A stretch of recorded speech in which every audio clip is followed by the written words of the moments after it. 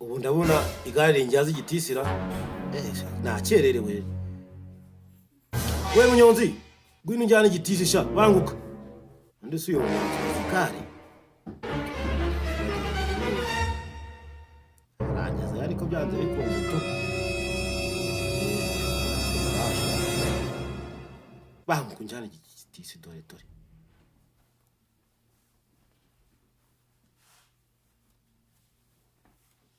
Tisagana hese boss. Tisi nyine hepfo ku mashuri. Arakurwobo. Ndahabona neza. Uranje ngahe? 500 yonyine. Gitisi? Gitisi biro 200. Kareka. Oya 200 tugende. 500 uri rigare tugende. Ndaguha 200 niba utabyemera cyane. 500 ujyeho ku igare tugende cyangwa ubyihore. Undi niwe ugira igare wenyine. Yego.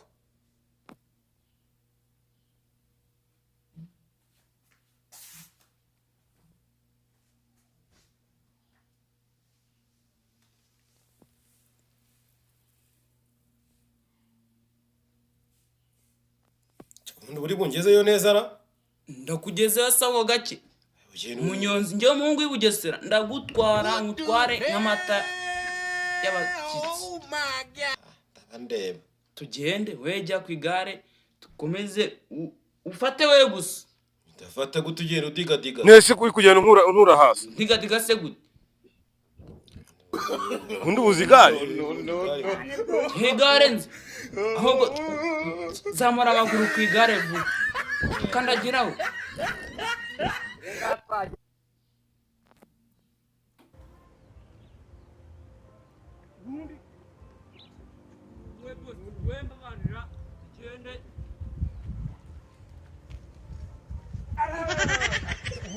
Aho ujibura ha?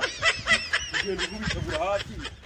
Igitisi boss. Igitisi nahanga. Nagara hanga. Undi umuntu atazi n'ahana ajya.